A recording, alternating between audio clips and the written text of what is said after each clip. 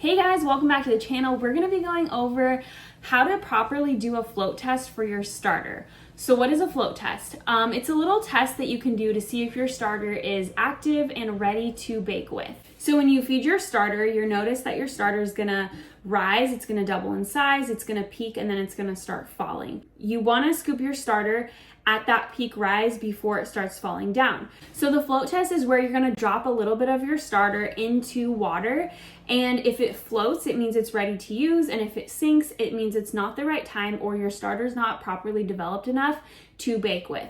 So what's causing your starter to float or sink? It's simply the air bubbles that are in your starter. So when your starter has risen, it's going to be full of air bubbles. If you scoop that out and put it in water, those air bubbles inside the starter are going to make it float. If you don't have proper air bubbles in your starter, it's going to sink. So when people come to me saying, hey, I did my starter's been rising, but I did the float test and it failed the float test, what's going on? There's kind of two things that can make your starter fail the float test when it should be passing, when it is actually a developed enough starter to bake with.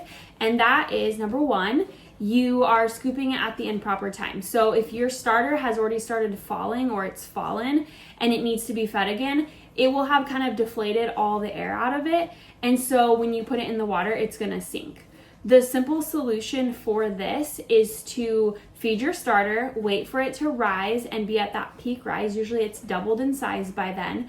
And then try the float test again, and you'll notice that it probably floats this time. The second common reason that this float test fails is because even if your starter has doubled, it's at its peak rise, and you're like, okay, cool, it looks like it's ready to bake. If you stir your starter or disturb the starter before doing the float test, it's also gonna fail. Because when you're stirring it or disturbing it, it's actually losing those air bubbles, which is what's going to make the float test work.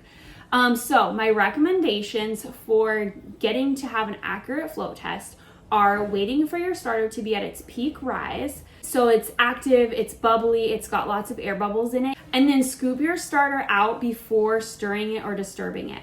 Scooping it right out of the starter and putting it into the water will probably result in your starter floating. If what I'm talking about is confusing you and you need more education on what your starter is doing in that 24-hour cycle after you feed it, then you need to head to my video. I have it linked in the description below. And listen to that video, and I'll explain in there with visuals the process that your starter is going through in that 24-hour cycle, and that'll be really, really helpful for you when you're trying to figure out the consistency and everything of your starter and when you should be scooping it, doing the float test, and baking with it. Thank you so much for being here. If this video was helpful, please let me know in the comments below. Be sure to subscribe to my channel because there's going to be more sourdough content, and you for sure want to be able to come back and rewatch videos as you get started. I also just launched my sourdough recipe ebook. It's got over 40 recipes that you can use your sourdough starter and your sourdough discard with. Check it out if you haven't already. Thanks so much for being here. We'll see you in the next video.